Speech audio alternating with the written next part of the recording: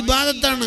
ആ സമയത്ത് എന്ത് കാര്യം ചെയ്താലും ചില സമയങ്ങൾക്ക് അള്ളാഹു അങ്ങനെ കൊടുത്തിട്ടുണ്ട്.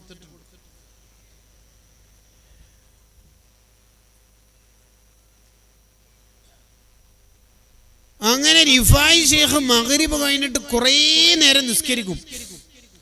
സദ്യക്ക് ക്ഷണിച്ച ആള് റിഫായി ഷേഖിനെ നിർബന്ധിച്ച് കൊണ്ടുപോയി 2 റക്അത്തെ മഹാന് നിസ്കരിക്കാൻ അനുവദിച്ചിട്ടുള്ള അയാള്.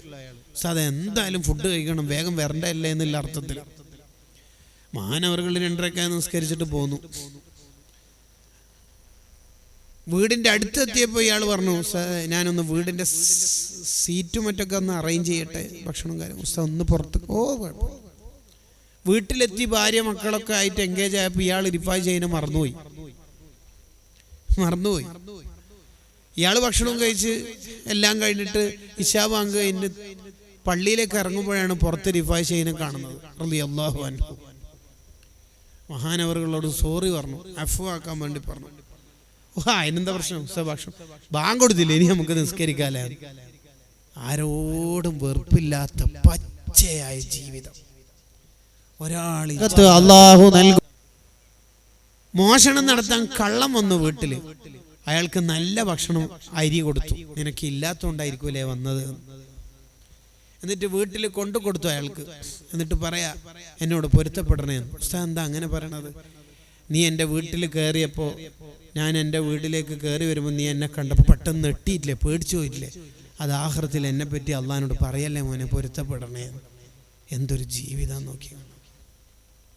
നമ്മളെ കാര്യം ചെറുതാക്കരുത്. സൂഉള്ളന്നെ പറ്റൂല. ഒരാളെ അള്ളാഹു ഉന്നത സ്ഥാനത്ത് എത്തിക്കണമെന്ന് അള്ളാഹ് കരുതിയാൽ വലിയ ദറജ അയാൾക്ക് കൊടുക്കാൻ മാത്രം അയാൾക്ക് ഒന്നും അമലി ഇല്ലതാനും. അയാൾക്കാണെങ്കിൽ അള്ളാഹു വലിയ ദറജ കൊടുക്കാൻ ഉദ്ദേശിച്ചിട്ടുണ്ട്. അന്നേരം അയാൾക്ക് അള്ളാഹു എന്താ ചെയ്യാന്നറിയാം? അയാളെ പറ്റിയിട്ടുള്ള എന്തെങ്കിലും ഒരു ആരോപണം നാട്ടിലെ മഹല്ല് ഗ്രൂപ്പിലോ അല്ലെങ്കിൽ വേറെ നാട്ടിൽ തന്നെയോ പരത്തും. അപ്പൊ പിന്നെ ശത്രുക്കളെ ഏറ്റെടുക്കും. ഉസ്താദ് പള്ളിയിൽ നിന്ന് ഒഴിവായി പോലും, ഒഴിവായതല്ല ഒഴിവാക്കിയതാണ്. തുടങ്ങിയില്ല മോനെ 3 മണിക്കൂർ ഭയങ്കര അവിടെയുള്ള സർവാളും ഗീബത്തും നമീമത്തും ഫിത്നയും പാർന്ന് ഒരു 2-3 ദിവസം അയാളെ കുറിച്ച് തന്നെ ചർച്ച. ആ നാട്ടിലെ മുഴുവൻ ആൺ പെൺ വ്യത്യാസമില്ലാതെ എല്ലാവരുടെയും ഇബാദത്തും ഈ മനുഷ്യന് കിട്ടി. ആ നാട്ടിൽ 48 ഹാജിക്കമാരുണ്ടായി, 48 ഹജ്ജ് കിട്ടി, 238 ഉംറയും 1108 ഖത്തുമും കിട്ടി. പിന്നെ 2 ആൾ കൂടിയിട്ട് എടുത്ത പള്ളി അതും കിട്ടി മൂപ്പർക്ക്. ഫീ ലൈലത്തിൻ വാഹിദ. സക്കറിയ അൻസ്വാരി തങ്ങളിൽ നിന്ന് ഷെഹറാൻ ഇമാം എന്ന ശിഷ്യൻ ഉദ്ധരിക്കുന്നു, ഒറ്റ രാത്രി കൊണ്ട് ആ നാട്ടിലെ ഏറ്റവും വലിയ സൂഫി അയാളായി മാറും. അൽ മൻഹജുൽ മുതഹർ ലിൽ ജിസ്മി വൽ ഫുആദ് മിൻ സൂഇൽ ലന്നി ബി അഹദിൻ മിനൽ ഇബാദ് എന്ന കിതാബിൽ കാണാം.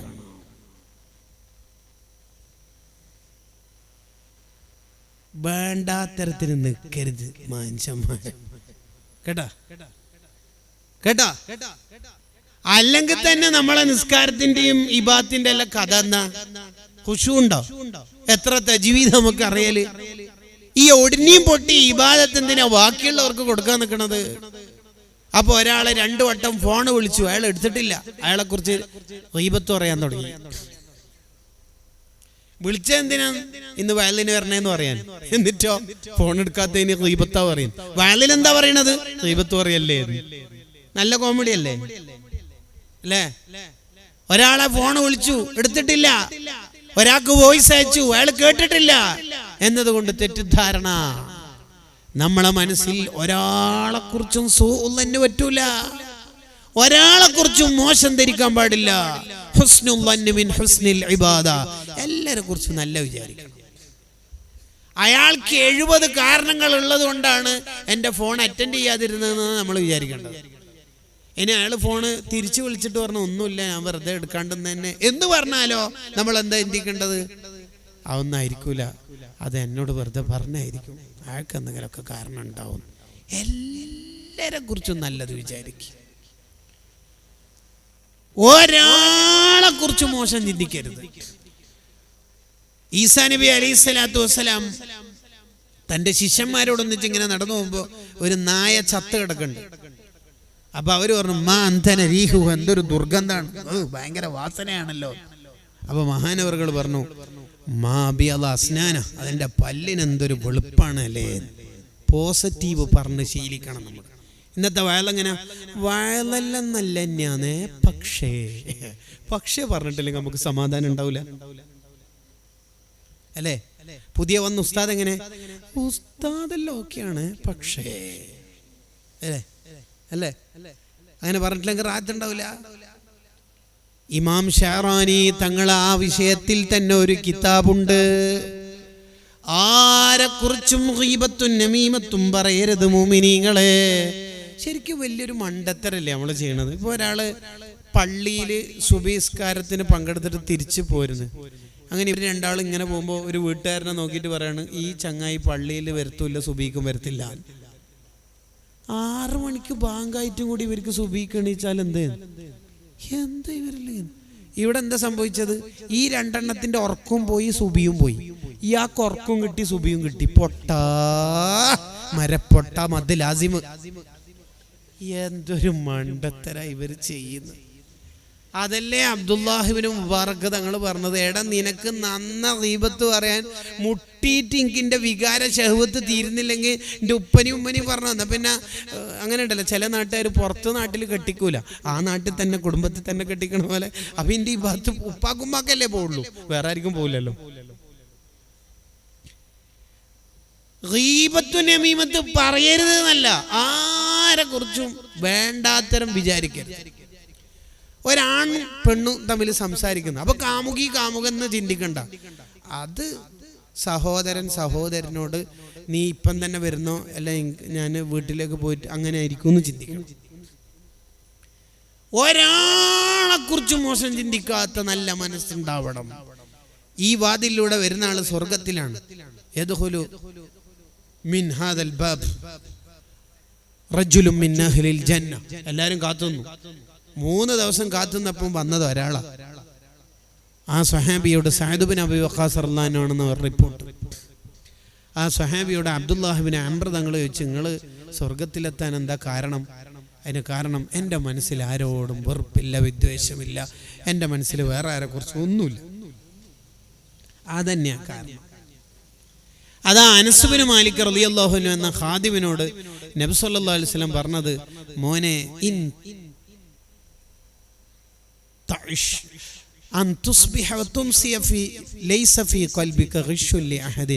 ഒരു മുസ്ലിമാണെങ്കിലും അമുസ്ലിമാണെങ്കിലും ആരോടും വെറുപ്പില്ലാതെ മോന് ജീവിക്കുകയാണെങ്കിൽ എൻ്റെ കൂടെ സ്വർഗത്തിലാണ്. കണ്ട, നബി സല്ലല്ലാഹു അലൈഹി വസല്ലം തങ്ങളുടെ കൂടെ സ്വർഗത്തിലാന്ന് പറഞ്ഞാൽ നബി തങ്ങളെ കാണത്തക്ക വിധത്തിൽ സ്വർഗത്തിൽ പൊസിഷൻ കിട്ടും. അങ്ങനെ കിട്ടാനുള്ള ഒരു മാനദണ്ഡം ഇസ്ലാം പറയണത് ഒരാളോടും വെറുപ്പില്ലാതിരിക്കുക. എന്തുകൊണ്ടാണ് മനുഷ്യന്മാർക്ക് ഈ തെറ്റിദ്ധാരണ വരുന്നത്? വേറൊരാളെ കാണുമ്പോൾ അയാൾ വലിയ വീടെടുത്തല്ലോ, അത് അറബിനാറ്റം പറ്റിച്ചിട്ടുണ്ടാക്കിയ പൈസ ആയിരിക്കും, ഇങ്ങനെയൊക്കെ ചിന്ത വരുന്നത് എന്തുകൊണ്ടാ? ഒരാൾ ജയിച്ചു റാങ്കോട് കൂടി, കോപ്പി അടിച്ചതായിരിക്കും. അങ്ങനെ ചിന്തിക്കുള്ളൂ. ഇങ്ങനെ എന്തിനാ നമ്മൾ ചിന്തിക്കണത്? ശരിക്കും എന്തുകൊണ്ടാണ് ഈ ചിന്ത വരുന്നത്?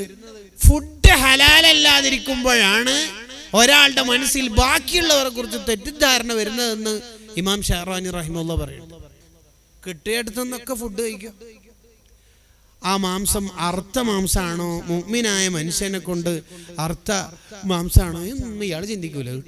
എന്ത് ചിക്കൻ കട്ട്ലേറ്റ് കിട്ടിയെടുത്തു നിന്നൊക്കെ കഴിക്കും. ഹലാലല്ലാത്ത ഫുഡ് കഴിച്ചാൽ പിന്നെ അയാൾക്ക് നന്നാവും വിചാരിച്ചാൽ നന്നാവും കഴിയൂല. അയാൾക്ക് എല്ലാരെ കുറിച്ചും മോശം ധാരണയുണ്ടാവും. ഒരാളെ കണ്ട അയാൾ ശരിയില്ല, ഇയാൾ ശരിയില്ല, അയാളോ ശരിയില്ല, ഇയാളോ ശരിയില്ല, നീ ശരിയുണ്ടാവുമായിരിക്കും അല്ലേ? ഇങ്ങനെ ആരെയും ചെറുതാക്കരുത്. അള്ളാന്റെ അടിമകളെ തൊട്ട് കളിച്ചാൽ പിന്നെ അള്ളാഹ് വിടൂല. ഉദാഹരണം, ഒരാൾ ഷഹീദായി, അയാൾക്ക് എല്ലാ ദോഷവും അള്ളാഹ് പൊറുക്കും. ഇല്ല ദൈൻ, കടം പൊറുക്കൂല. കടം പൊറുക്കൂല. കണ്ടോ? ഒരാൾ വഫാത്തായി, എല്ലാ ദിവസവും സുന്നത്തോം എടുക്കുന്ന ആളാ, രാത്രി നിസ്കാരാണ്, തണുത്ത വെള്ളം കുടിക്കൂല, ടോൺസസിന്റെ പ്രശ്നം കൊണ്ടല്ല, ജീവിതത്തിൽ സുഖം വേണ്ടാന്ന് വിചാരിച്ചിട്ട് തന്നെ. അവര് വഫാത്തായതിനു ശേഷം സ്വപ്നം കണ്ടാൾ ചോദിച്ചു, എന്താ അവസ്ഥ? അന മഹബൂസുൻ അനിൽ ജന്ന, സ്വർഗം തന്നിട്ടില്ല. എന്താ കാരണം? ബി ഇബറത്തിൻ ഇസ്തറതുഹ വലം മറുദ്ദഹ, ഞാൻ ഒരു സൂചി ഒരാളോട് കടം വാങ്ങിയിട്ട് തിരിച്ചു കൊടുത്തിട്ടില്ല. ഒരാളോട് 50 രൂപ കടം വാങ്ങി, നമ്മളെ പേരിൽ ആരല്ലോ 70,000 തഹ്ലീലല്ലേ, ആ കടം വിടുവോ? ഇല്ല. മനുഷ്യന്മാരെ തൊട്ട് കളിച്ചാൽ, അള്ളാന്റെ അടിമകളെ തൊട്ടാൽ പിന്നെ അള്ള വിടൂല. ഈ ഉത്തുലുബ് മത്താബിൻ ഭിന്നദാമത്തി മുഖലിയ വബിയാസ്ബി തർക്കി ദംബി ഫീ മസ്തഖ്ബല പറഞ്ഞു കഴിഞ്ഞിട്ട് തൗബന്റെ ഷർത്തലും പറയുമ്പോൾ പിന്നെ എന്തിനാ പറയണത്? വബറാഅത്തി മിൻ കുല്ലി ഹഖ്ഖിൽ ആദമി, ഹജ്ജല്ല, ഉംറല്ല, ഖത്മല്ല, ഏത് സേവന പ്രവർത്തനം ചെയ്യുന്നവനാണെങ്കിലും മനുഷ്യന്മാരോടുള്ള എല്ലാ കടമകളും പൊരുത്തപ്പെടിക്കണം. കണ്ടോ? അതാണ് സിദ്ദീഖ് റളിയല്ലാഹു അൻഹു പറഞ്ഞത്. ഇബ്നു ഹജർ തങ്ങളുടെ കിതാബ് തലത്തുഫിൽ കാണാം, ലൗ റഅയ്തു സാനിയൻ, ഒരാണും പെണ്ണും കൂടി വ്യഭിചരിക്കുന്നത് ഞാൻ കണ്ടുപോയാൽ ഉടനെ ഞാൻ എന്താ ചെയ്യല്? ല സതർതുഹു ബിസൗബിൻ, ഒരു വസ്ത്രം എടുത്തിട്ട് അവിടെ മറച്ചു വെച്ചിട്ട് ഞാൻ പോകും, അത് ആരും കാണണ്ട. അവരെ കുറിച്ച് തെറ്റിദ്ധാരണ ആർക്കും വരണ്ട. ഒരാളുടെ തെറ്റും പരസ്യാക്കരുത്. ഒരാളുടെ തെറ്റും നമ്മൾ പരസ്യാക്കാൻ പറ്റൂല. നമ്മളെങ്ങാനും ആരുടെയെങ്കിലും തെറ്റ് വാട്സപ്പിൽ ഇട്ടിട്ടോ മഹല്ല ഗ്രൂപ്പിൽ ഇട്ടിട്ടോ തെറ്റ് പരസ്യമാക്കിയാൽ കോടിക്കണക്കിന് മനുഷ്യന്മാരുടെ മുമ്പിൽ നിന്ന് നമ്മുടെ രഹസ്യത്തിന്റെ പെട്ടി അള്ളാ പൊളിച്ചിട്ട് വഷളാക്കും. കേട്ട് നാറിപ്പോവും ആഹർത്തിൽ. നമ്മൾ ഒരാളുടെ കുറവ് അറിഞ്ഞു, ഒരാളുടെ തെറ്റ് നമ്മൾ അറിഞ്ഞു, ഒരാളുടെ ന്യൂനത നമ്മൾ അറിഞ്ഞു, വളരെ സ്മൂത്തായിട്ട് കൈകാര്യം ചെയ്തു. ആരെയും അത് അറിയിച്ചിട്ടില്ലെങ്കിൽ നിന്റെ ഒരു കുറവും ആഖിറത്തിൽ വഷളാക്കൂല. അള്ളാഹു അതൊക്കെ ഹൈഡ് ചെയ്യും. അപ്പൊ ഇന്നത്തെ വയലൊന്ന് കിട്ടേണ്ട മൂന്നാമത്തെ കാര്യം അതാ, ആരുടെയും അഭിമാനത്തിൽ തൊടരുത്. ഭാര്യനെ തല്ലാൻ പറ്റോ? ഭാര്യയെ പരിഹസിക്കാൻ പറ്റുമോ? ഭാര്യയെ വേദനിപ്പിക്കാൻ പറ്റുമോ? ചെലവിന് പൈസ കൊടുക്കാതിരിക്കാൻ പറ്റുമോ?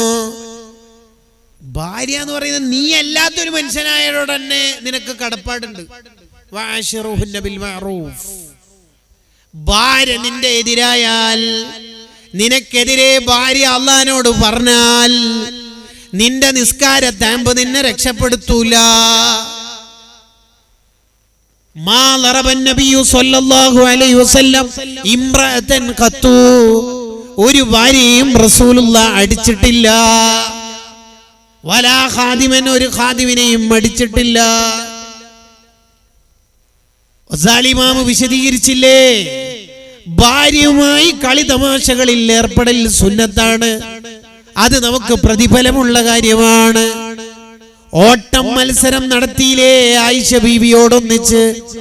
റസൂലുള്ളാഹ് ലോകത്തിന്റെ നേതാവല്ലേ. ഒന്നാമത്തെ ഓട്ടം മത്സരത്തിൽ ആയിഷ ബീവി ജയിച്ചു. അന്ന് ആയിഷ ബീവിക്ക് ഭയങ്കര തടിയൊന്നുമില്ല. പിന്നെ ഉമ്മ ഈത്തപ്പഴം കക്കിരിയൊക്കെ മിക്സ് ആക്കിയിട്ട് നന്നായിട്ട് തിന്നാനൊക്കെ കൊടുത്ത് ആയിഷ ബീവി കുറച്ച് തടിച്ചു കൊഴുത്തു.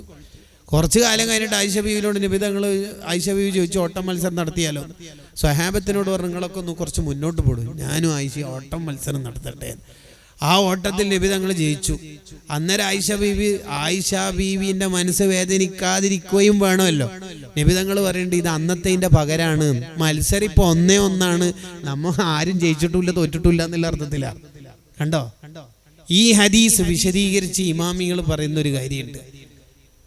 എന്തൊരു സൗന്ദര്യമുള്ള ദാമ്പത്യമാണ് നബിതങ്ങൾ ഈ ലോകത്തിന് സമ്മാനിച്ചത്. ആരെയും വേദനിപ്പിക്കാൻ പാടില്ല. ഒരാളെ ദീർഘമായി പറയേണ്ട ഒരു ഏരിയയാണത്. അള്ളാന്റെ അടിമകളെ തൊട്ട് കളിച്ചിട്ടുണ്ടെങ്കിൽ പിന്നെ ഇവന്റെ ഒരു ഇബാദത്വ ആഖിറത്തിൽ വിലപ്പോയില്ല, അത് പൊരുത്തപ്പെടിച്ചിട്ടല്ലാതെ.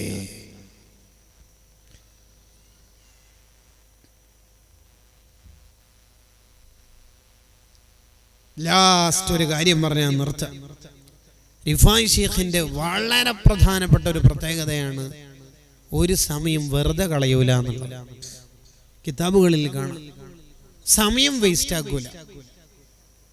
ഈ കാലത്ത് നമ്മുടെ ഏറ്റവും വലിയ ദുരന്തം അതാണ്, സമയം ഇങ്ങനെ കളയാൻ. എത്ര മണിക്കാണ് ഇന്നലെ ഉറങ്ങിയത്? 1:35. എന്താ അതുവരെ ചെയ്തത്? എന്താ ചെയ്തത്? നൂറുൽ ഉലമ MA ഉസ്താദിന്റെ ജാമിഅ സഅദിയയിലേക്ക് ഒരു കെട്ട് കിതാബ് കൊടുത്തു.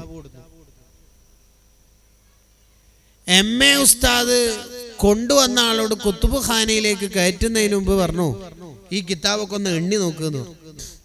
ഉസ്താദിന്റെ മുമ്പിൽ നിന്ന് എണ്ണിയുണ്ടോ മറ്റോ? മൂപ്പര് പറഞ്ഞു 15 അല്ലെങ്കിൽ 16. എന്താടോ 15 അല്ലെങ്കിൽ 16 ശരിക്കെണ്ണ്. മൂപ്പര് ഒന്നുകൂടി എണ്ണിയിട്ട് കറക്റ്റ് പറഞ്ഞു 15. അപ്പൊ MA ഉസ്താദ് തിരിച്ചു പറഞ്ഞ എന്താ അറിയോ? ആദ്യത്തെ എണ്ണൽ എന്നെ ശരിക്കെണ്ണീനെങ്കിൽ രണ്ടാമത് എണ്ണാനെടുത്ത സമയം വേറെന്തെങ്കിലും നല്ലതിന് ചെലവഴിക്കാമായിരുന്നില്ലേ? ആ സമയം പോയില്ലേ? ഇതാ MA ഉസ്താദ്. ആ ഉസ്താദിന്റെ അനുയായികളല്ലേ കൂട്ടുകാരെ നമ്മൾ. ഇബ്ലീസ് ഒരു മനുഷ്യനെ പഴപ്പിക്കാൻ ഉദ്ദേശിച്ചിട്ടുണ്ടെങ്കിൽ ആദ്യം കൊടുക്കുന്ന രോഗമാണ് സമയത്തിന് വിലയില്ല എന്നുള്ളത്. ഷാഫി ഇമാം റളിയല്ലാഹു അൻഹു പറഞ്ഞല്ലോ, അദ്ദുന്യ സാഅ ഫജ്അൽഹാ ത്വാഅ. ദുനിയാവ് എന്ന് പറഞ്ഞ കുറച്ച് സമയം, അതിനെ ഇബാദത്താക്കി മാറ്റുമ്പോഴാണ് ഒരാൾ വിജയിക്കുന്നത്.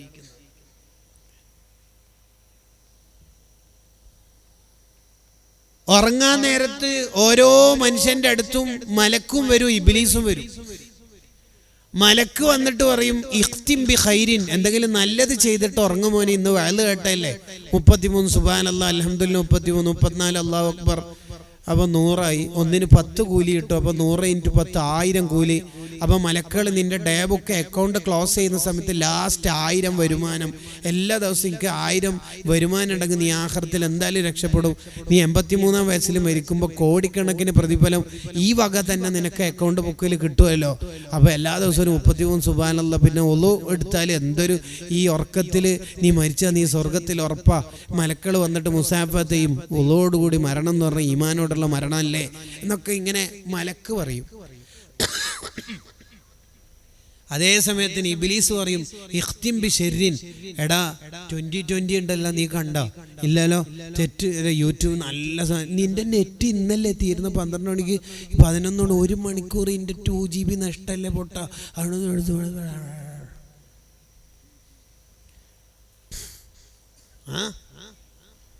അങ്ങനെ നാളെ വേദന വന്ന പയ്യനോട് ഉസ്താദ് ചോദിച്ച്, ഇന്നലെ ഉസ്താദ് പറഞ്ഞ 33 സുബ്ഹാനല്ലാഹ് ചൊല്ലീനാണ്. ചെല്ലണോന്ന് തന്നെ ഉണ്ടായിരുന്നു. ഉസ്താദിൻ്റെ വേദനെല്ലാം കേട്ടപ്പോൾ അക്കൗണ്ട് ക്ലോസ് ചെയ്യുമ്പോൾ 1000 വരുമാനം എല്ലാ ദിവസവും. ആ വാക്ക് എന്നെ വല്ലാണ്ട് സ്പാർക്കാക്കി പോയി. 1000 വരുമാനം എല്ലാ ദിവസവും കിട്ടുകയെന്ന് പറഞ്ഞാൽ ചില്ലറ അല്ലല്ലോ. ശരിയാണ് ഉസ്താദ്, പക്ഷെ എന്താണെന്നറിയില്ല, പിന്നെ ഞാൻ ഉറങ്ങിപ്പോയി.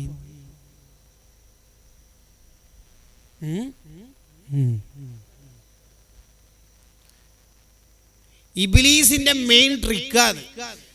ഇബ്ലീസ് എന്ന് പറഞ്ഞാൽ കുറെ കോലത്തിലുണ്ട്, 12 വകുപ്പുണ്ട് ഇബ്ലീസ്. അതിൽ ഉറങ്ങുന്ന സമയത്ത് വസ്വാസാക്കുന്ന ഇബ്ലീസിന്റെ പേരാണ് വസ്നാൻ. ഇനി കുഞ്ഞിക്കൊന്ന് പേരിട്ടക്കല്ലേ, വസ്നാൻ.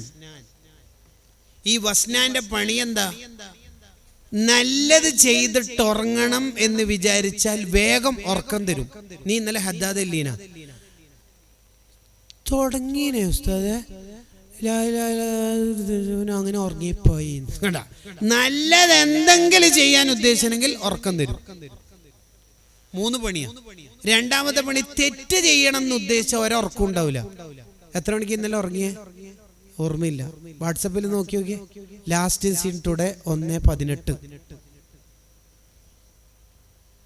മൂന്നാമത്തത്, നേരത്തെ ഉണരണം എന്ന് ചിന്തിച്ചാൽ നല്ല ഉറക്കം തരും. എണീക്കടാടെ, ബാങ്ക് കൊടുത്തല്ലോ, നിസ്കാരിപ്പൊ കളാവല്ലോ എന്നിട്ട് ഉമ്മ വിളിച്ച് നോക്കുമ്പോ ബാങ്ക് കൊടുത്തിട്ടില്ല. വീണ്ടും ഉറങ്ങും. നിസ്കാരം കളാവ്, എണീക്കടോ. നോക്കുമ്പോ 5:18 ആയിട്ടില്ലോ. 6:15 ഉമ്മ പറയുന്നത് ഒരു തഹദീർ എന്നേൽക്ക് വേ ഉണരൂ എന്ന അർത്ഥത്തിൽ പറയുന്നതാണല്ലോ. അതിനെയും നമ്മൾ ചോദ്യം ചെയ്യാൻ ശ്രമിക്കണം. ഇബ്ലീസിന്റെ ഒരു ട്രിക്കാ. ഇബ്ലീസ് ഇപ്പോൾ ഒരാളെ പല കോലത്തിലും പറ്റിക്കും. ഇപ്പൊ ചിലപ്പോൾ ഇബ്ലീസ് മസല തന്നെ പറഞ്ഞുതരും. ഇപ്പൊ ഈ കൂട്ടത്തിൽ ഇശാ നിസ്കരിക്കാത്ത ആളാണെങ്കിൽ പള്ളിയിൽ കയറി നിസ്കരിച്ച് വയൽ കഴിഞ്ഞ് പോയിക്കൂടെ എന്ന അർത്ഥത്തിൽ ചിന്തിക്കുമ്പോൾ മൂപ്പര് ഏതായാലും വീട്ടിൽ നിന്ന് നിസ്കരിക്കുക, ഡ്രസ്സൊന്നൊരു ശരിയില്ല, അങ്ങനെ വീട്ടിലെത്തി നിസ്കരിച്ചാലോ എന്ന് ഇങ്ങനെ തോന്നും. വയൽ ഇങ്ങനെ ചെവിയിൽ ഇങ്ങനെ അടിക്കും, നിസ്കാരം നിസ്കാരം നിസ്കാരം എന്നൊന്ന് ഫ്രഷായിട്ട് ഇങ്ങനെ നിസ്കരിക്കാം.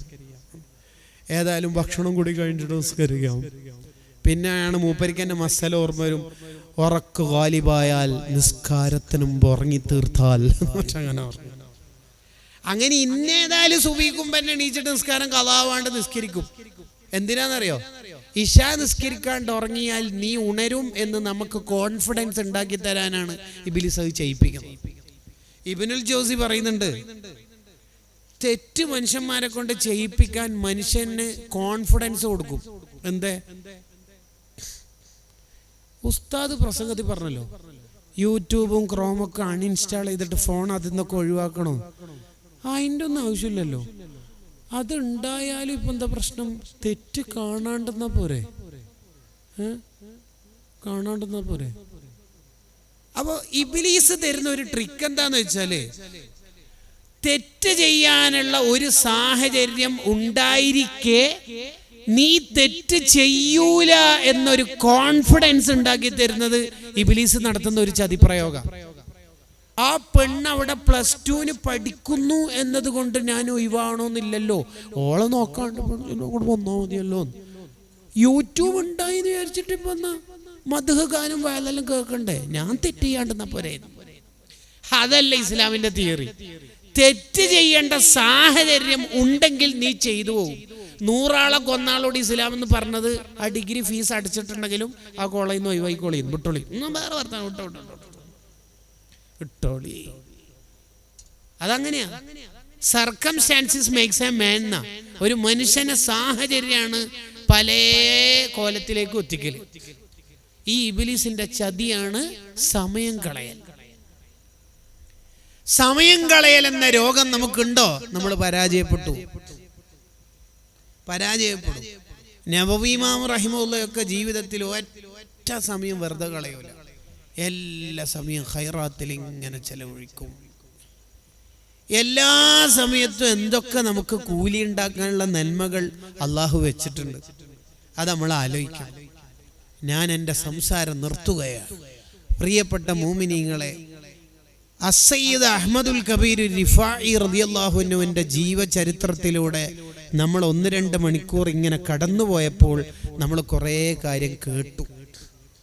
അതൊക്കെ ജീവിതത്തിൽ ഉണ്ടാവണം.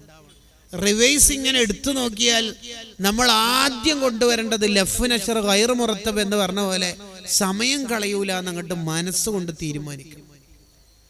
ആഖിറത്തിലെത്തിയാൽ 18-ാം വയസ്സിൽ ആക്സിഡന്റിൽ മരിച്ച ചെറുപ്പക്കാരൻ, അല്ലെങ്കിൽ 19-ാം വയസ്സിൽ അപകടത്തിൽ മരിച്ച ചെറുപ്പക്കാരി, പ്രസവ സംബന്ധിയായ രോഗത്തിൽ അല്ലെങ്കിൽ വേറെ വല്ല ഓപ്പറേഷനിലെ പിഴവിൽ പെട്ടെന്ന് മരണപ്പെട്ടു പോയ ആ ചെറുപ്പക്കാരി ആഖിറത്തിലെത്തിയാൽ സമയം കളയുന്ന ആളായിരുന്നുവെങ്കിൽ അയാൾ ഇങ്ങനെ ഏട് വായിക്കും മഹ്ശറിൽ, എൻ്റെ പേര് ഇന്നത്, വയസ്സ് 17, 14-ാം വയസ്സിൽ പ്രായപൂർത്തിയായി, 15, 16, 17, 3 കൊല്ലാണ് നന്മ തിന്മകൾ ഏടിൽ എഴുതപ്പെടുന്ന കാലമായി ദുനിയാവിൽ ജീവിച്ചത്.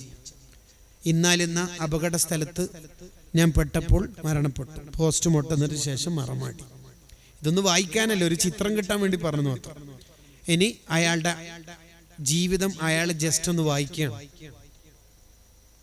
2,38,26,000 വീഡിയോസ് റീൽസ് വഴി കണ്ടു. സംഭാവന അല്ലട്ടാ, പള്ളിക്കൊടുത്ത സംഭാവന അല്ല. ക്രോം വഴി 16,000 ഫുട്ബോൾ മാച്ചുകൾ, 8,000 ഹൈലൈറ്റുകൾ കണ്ടു. ഇതാരൊമ്പതാ വായിക്കേണ്ടത്? സർവ്വ ഔലിയാക്കൾ അമ്പിയാക്കളെ മുമ്പെന്ന് അല്ലേ? ഇതെല്ലാം വയലിൽ നമ്മ കേട്ടില്ലേ ദുനിയാവെന്ന്? എന്നിട്ടും നമ്മൾ മാറാൻ തയ്യാറാകുന്നില്ലെങ്കിൽ, ഈ ഫോണിനെയും കെട്ടിപ്പിടിച്ച് ജീവിക്കുകയാണെങ്കിൽ മനുഷ്യരെ നമുക്കൊരു ദിവസം മരണം വരാൻ. ലാ യസ്തഖിറൂന സഅതൻ വലാ യസ്തഖ്ദിമൂൻ. ബൈക്കിലൂടെ പോകുന്ന ബൈക്ക് യാത്രക്കാരൻ്റെ തലയിലേക്ക് റോഡിൻ്റെ സൈഡിൽ നിന്നുള്ള പ്ലാവിൽ നിന്നുള്ള പഴുത്ത ചക്ക വീണിട്ട് മരിച്ചിട്ടുണ്ട്. അള്ളാൻ്റെ കണക്ക് നിങ്ങൾ നോക്കി. ബൈക്കിൽ ബാക്കിൽ ഇരുന്ന ആളുടെ തലയിലേക്ക് മരക്കൊമ്പ് വീണിട്ട് മരിച്ചിട്ട് ഡ്രൈവർക്കൊന്നും ആയിട്ടില്ല. അപ്പുറത്തെ ബെഡിൽ കിടക്കുന്ന ആൾക്ക് ശ്വാസമില്ലായിട്ട് വെന്റിലേറ്റർ വെച്ച് കൊടുത്തിട്ടും അയാൾ മരണപ്പെടുകയാണ്. ഇപ്പുറത്തെ ആൾക്കൊന്നും അസുഖമില്ല, അയാൾക്ക് ശ്വാസം ഇഷ്ടം പോലെ ഉണ്ട്. അയാൾക്കുള്ള ഓക്സിജൻ ഇയാൾക്കില്ലേ? ഉണ്ട്. അള്ളാന്റെ അവധി എത്തിയാൽ ഓരോരുത്തരും മരണപ്പെടും. കഴിഞ്ഞ ദിവസം ഒരു മരണ വീട്ടിൽ പങ്കെടുത്തു. ഞാൻ SSFന്റെ തളിപ്പറമ്പ് ഡിവിഷൻ പ്രസിഡന്റായ കാലത്തെ സെക്രട്ടറി ആയിരുന്ന സഹഭാരവാഹികളിൽ ഒരാളായിരുന്ന ആഷിഖ് എന്ന് പറയുന്ന പ്രവർത്തകന്റെ വാപ്പ മരണപ്പെട്ടിട്ട് ആ വീട്ടിലേക്ക് രാത്രി എത്തി. അള്ളാഹു ആ വാപ്പയുടെ ഖബർ സ്വർഗാക്കട്ടെ. ആദ്യത്തെ രാത്രി ഖബറിൽ എല്ലാവരും ഭയപ്പെടുന്ന രാത്രിയാണ്. നമ്മൾ കുറെ SSFന്റെ പ്രവർത്തകർ അവിടെ പങ്കെടുത്തു. യാസീനും ഇഖ്ലാസും മുഅവ്വിദത്തീനും ഒക്കെ കഴിഞ്ഞ് ദുആ ഒക്കെ കഴിഞ്ഞ് ആ വീട്ടിൽ നിന്ന് ഭക്ഷണം ഒരുക്കി. മരണ വീട്ടിൽ നിന്ന് ആ ദിവസം മറ്റും ഭക്ഷണം കഴിക്കരുത് എന്ന് വഹാബികൾക്കൊരു വാദമുണ്ട്. അബൂദർ ഗിഫാരി റളിയല്ലാഹു അൻഹു വഫാത്തായപ്പോൾ അബ്ദുല്ലാഹിബ്ൻ മസ്ഊദ് റളിയല്ലാഹു അൻഹു അടക്കം ഉള്ള 6 സ്വഹാബിമാർ മഹാന്മാര് ഖബറടക്കം കഴിഞ്ഞിട്ട് തിരിച്ചു വരുമ്പോൾ മകൾ അബൂദർ തങ്ങളുടെ മകൾ ആടിനെ അറുത്തിട്ട് ഭക്ഷണം പാചകം ചെയ്തതും അവർ ഭക്ഷണം കഴിച്ചതും താരീഖുൽ ഉമമി വൽ മുലൂക്കിൽ ഇമാം തൊബരി റഹിമഹുല്ല രേഖപ്പെടുത്തുന്നതാണ്. വഹാബികൾക്ക് എന്ത് ദീനറിയാം. ആ ഭക്ഷണമൊക്കെ കഴിഞ്ഞ് തിരിച്ച് അവരവരുടെ നാടുകളിലേക്ക് എത്തി. ഉച്ചയാവുമ്പോൾ ഈ ആഷിഖ് എന്ന നമ്മുടെ പ്രിയപ്പെട്ട സംഘടനാ സുഹൃത്ത് വിളിച്ചു, അമാനുസ്താദെ, എൻ്റെ ഇളയപ്പ മരണപ്പെട്ടു. എനിക്ക് പെട്ടെന്നത് ഒരു വിശ്വസിക്കായിക. ഇവനെന്താ ഇന്നലെ ഉപ്പ മരിച്ചത് മെസ്സേജ് വിളിച്ചു പറഞ്ഞതും മെസ്സേജ് അയച്ചതുമാണ് നമ്മുടെ ഗ്രൂപ്പിൽ. ഇന്നെന്താ ഈ പറയണത്? അപ്പം ഞാൻ ചോദിച്ചു, ഇന്നലെ ഭക്ഷണം നമുക്ക് വിളമ്പി തന്ന ആ ഇളയപ്പനെ കുറിച്ചാണോ നീ പറയണത്? അതെ ഉസ്താദേ. ഇന്ന് ജ്യേഷ്ഠൻ, ഇന്ന് അനുജൻ, ഇന്ന് ആഷിഖിൻ്റെ ഉപ്പ, നാളെ ആഷിഖിൻ്റെ ഇളയപ്പ് മരണപ്പെടുകയാണ്. ഒരു വീട്ടിൽ നിന്ന് അടുത്തടുത്ത ദിവസങ്ങളിൽ 2 മരണങ്ങൾ. എപ്പോഴാണ് നമ്മൾ ഈ ദുനിയാവെന്ന് പോകുക എന്ന് പറയാൻ പറ്റൂല. നമ്മുടെ കൈയുടെ നഖത്തിൻ്റെ ഉള്ളിലേക്ക് ഒരാണി അടിച്ചിട്ട് കയറ്റിയാൽ എത്ര വേദന ഉണ്ടാവും?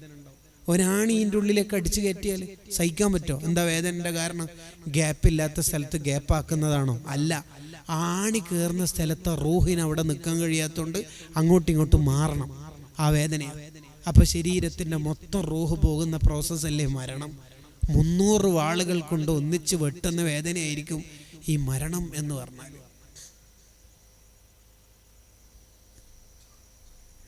അതാ മരണം. ഈ മരണത്തിന് നമ്മൾ റെഡിയാവണ്ടേ? കളിച്ച് തിമിർത്താടി അടിച്ചു പൊളിച്ച് ലഹരിയിലും ജീവിതത്തിലെ തെറ്റുകുറ്റങ്ങളിലുമായി നമ്മൾ വ്യാപൃതരായാൽ എന്തായാലും നമ്മൾ മരിക്കൂല, ഉറപ്പല്ലേ? അങ്ങനെ വിശ്വസിക്കുന്നവരല്ലേ നമ്മൾ? ആ മരണത്തിന് ശേഷം ഒരു ജീവിതമില്ലേ കൂട്ടുകാരെ നമുക്ക്? ഉണ്ട്.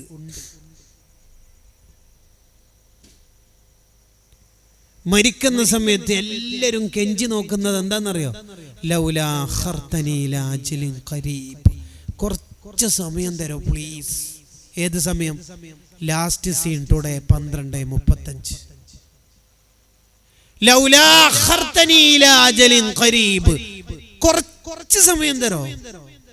ഏത് സമയടോ? Last seen today 12:35.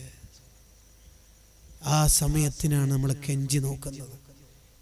ഇനി ഒരാൾ സ്വർഗത്തിലെത്തി, സ്വർഗത്തിൽ ടെൻഷൻ ഉണ്ടോ? ഇല്ല. അഥവാ ടെൻഷൻ അടിക്കുന്നുണ്ടെങ്കിൽ ആകെ ഒരു കാര്യത്തിന് ടെൻഷനാവും, ദുനിയാവിൽ വെറുതെ കളഞ്ഞ സമയം ഓർത്തിട്ട്.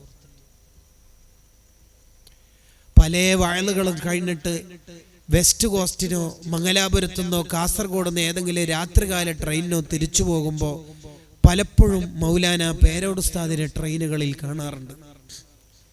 ആ പാതിരാത്രിയും ചെറിയ ലൈറ്റിൽ ഉസ്താദ് കിതാബ് നോക്കുന്നതാണ്. പലപ്പോഴും അത്ഭുതപ്പെട്ടിട്ടുണ്ട്.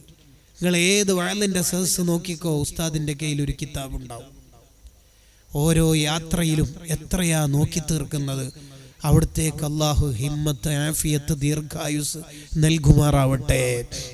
ഏത് കള്ളത്വരീക്കത്തും പിഴച്ചവാദങ്ങളും ഏത് ബിദ്അത്തുകാരുടെ ഏത് വിഷയങ്ങൾ വന്നാലും ഈ ഉമ്മത്തിന് നമുക്ക് മറുപടി പറഞ്ഞു തരാനും ആ വികല ആശയങ്ങളെ അടിച്ചു നിരത്താനും നമുക്ക് ഈ ഉമ്മത്തിന് അള്ളാഹു വലിയ നിഅമത്തായിട്ട് തന്ന വലിയ നേതാവാ പേരോട് ഉസ്താദ്.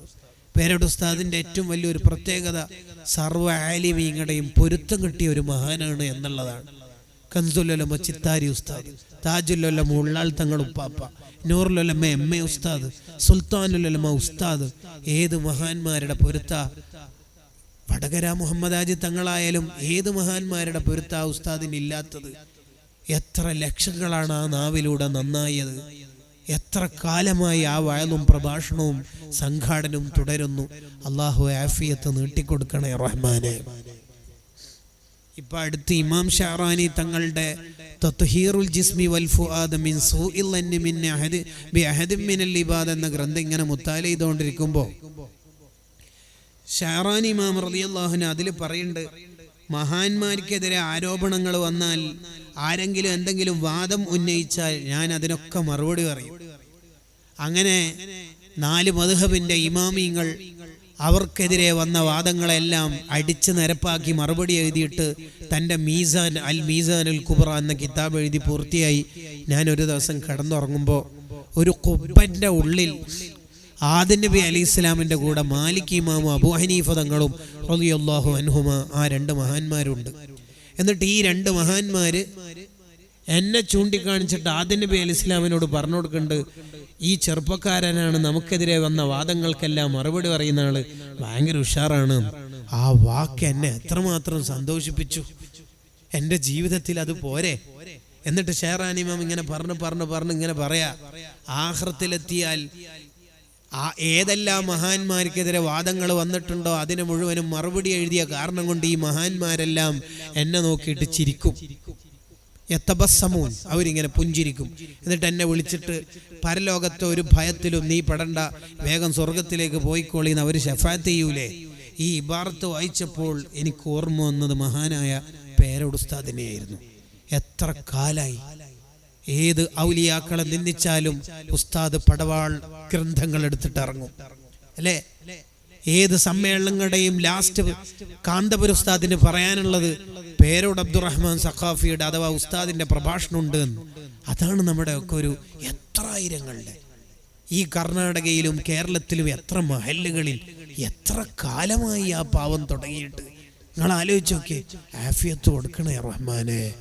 ഒരു സദസ്സിലേക്ക് കടന്നു വരുമ്പോഴല്ലേ താജുൽ ഉലമ പറഞ്ഞത്, അതാ പേരോട് വരുന്നുണ്ട്, തക്ബീർ അടിച്ചോളിന്ന് അല്ലേ, പേരോടല്ലേ വരുന്നത്. ആരാ പറയുന്ന നോക്കിയേ, താജുൽ ഉലമ അങ്ങനെ വെറുതെ അങ്ങനെ പറയുന്നതാണോ? അല്ലേ. കൂട്ടുകാരെ, ഈ രാത്രിയിലും കിതാബ് നോക്കുന്ന ആ മഹാനെ കണ്ടപ്പോൾ നമ്മൾ അങ്ങനെ ആലോചിക്കണം. നമ്മളൊക്കെ സമയം ഇങ്ങനെ വെറുതെ കളയാം. ഒരാൾ നരകത്തിലെത്തിയാൽ അയാൾ പറയും, എന്ത്, എന്നെ ഒന്ന് ദുനിയാവിലേക്ക് എന്നെ കൊണ്ടുപോകും. റബ്ബനാ, അല്ലാഹുക്ക് എന്താടാ നീ വിളിക്കണത്? അഖ്രിജിനാ, എന്നെ ഒന്ന് നരകത്തുനിന്ന് പുറത്തെടുത്തിട്ട് ദുനിയാവിലേക്ക് കൊണ്ടുപോകും. എന്തിനാടോ? നഅമൽ സ്വാലിഹൻ, നല്ല നല്ല അമലുകൾ ചെയ്യാം. പഴയ വാട്സപ്പും ക്രോമും യൂട്യൂബും ഒക്കെ തന്നെ. അല്ലല്ല, ഗൈറല്ലദീ കുന്നാ നഅമൽ, ആ റീൽസിലും മറ്റൊന്നും ഞാൻ നിൽക്കൂല, ഞാൻ നല്ല നല്ല അമൽ ചെയ്തോളാം. അപ്പൊ പണ്ടോ നീ എന്താ നല്ലൊന്നും ചെയ്യാതിരുന്നത്? ഞാൻ പെട്ടെന്ന് മരണപ്പെട്ടതാണ് 25-ാം വയസ്സിൽ, അതുകൊണ്ട് കാര്യമായിട്ടൊന്നും ചെയ്യാൻ പറ്റിയിട്ടില്ല, പിന്നീട് നന്നാവാന്ന് ഞാൻ വിചാരിച്ചതായിരുന്നു. അപ്പൊ അള്ളാന്റെ ചോദ്യമുണ്ട് സൂറത്ത് ഫാത്തിറിൽ. എന്താ സാറ് പറഞ്ഞത്? 25-ാം വയസ്സിൽ പെട്ടെന്ന് മരിച്ചോണ്ട് കാര്യമായിട്ടൊന്നും ചെയ്യാൻ പറ്റിയിട്ടില്ല. മേഡം എന്താ പറഞ്ഞത്? 18-ാം വയസ്സിൽ പെട്ടെന്ന് മരിച്ചോണ്ടൊന്നും ചെയ്യാൻ പറ്റിയിട്ടില്ല. അള്ളാന്റെ മറുപടി, അവലം നുഅമ്മിറുക്കും മാ യതദക്കറു ഫീഹി മൻ തദക്കർ വജാഅകുമുൻ നദീർ. സാറിന് എത്ര വയസ്സ്? 25. 20 വയസ്സുള്ള ചുറുചുറുക്കുള്ള ചെറുപ്പക്കാരതാ ആയിരക്കണക്കിന് സ്വർഗത്തിൽ പ്ലസ് 5 അല്ലെങ്കിൽ കിട്ടിയിട്ടില്ലേ അല്ലേ? മേഡം എന്താ പറഞ്ഞത്? 18-ാം വയസ്സിലോ 15 വയസ്സുള്ള മക്കളതാ സ്വർഗത്തില്. Last seen today 12:35. ഇനിയും നിങ്ങൾക്ക് ഇത് തന്നെയാണ് ജീവിതത്തിന്റെ ഏറ്റവും പ്രധാന ഹോബിയെങ്കിൽ പിന്നെയും ഖുർആൻ പറയുന്നു, വജാഅകുമുൻ നദീർ. ഈ വയലെല്ലാം നീ കേട്ടിട്ടില്ലേ? ഇല്ലേ? അതുകൊണ്ട് സമയം കളയാത്തൊരു ജീവിതം. ഒരു ദിവസം 50 തവണ സ്വലാത്ത് ഇല്ലാൽ അയാൾ പരലോകത്തിന് നബി സല്ലല്ലാഹു അലൈഹി വസല്ലം തങ്ങളുടെ കൈ പിടിക്കുന്ന അള്ളാഹു തൗഫീഖ് ചെയ്യട്ടെ. അങ്ങനെ എല്ലാ ദിവസവും ഇന്ന് രാത്രി മുതൽ ചൊല്ലാൻ തീരുമാനിച്ചവരൊന്ന് കൈവക്കി. ഇതെന്താ സംഭാവന ചോദിച്ചാൽ മതി ആരും എല്ലാവരും അൽഹംദുലില്ലാ. ഇതെന്താ ചിലർ പകുതിയാണോ പൊക്കി 25 ചൊല്ലുള്ളൂ? ഫുള്ള് വെക്കടോ. വലിയ ഇബാദത്താണല്ലോ, കിബറില്ലണ്ടല്ലോ. Down your hands. അള്ളാഹു നമുക്ക് ഖബൂലിയത്ത് നൽകട്ടെ. ഈ മജ്ലിസ് അള്ളാഹു സ്വീകരിക്കുമാറാവട്ടെ. നമ്മളിൽ നിന്ന് മരണപ്പെട്ടവരുടെ ഖബർ അള്ളാഹു സ്വർഗ്ഗപൂന്തോപ്പാക്കട്ടെ. ഒരു 3 നാരിയത്ത് സ്വലാത്ത് ചൊല്ലി നമുക്ക് ചെറിയ ദുആ നടത്തി പിരിയ. അള്ളാഹു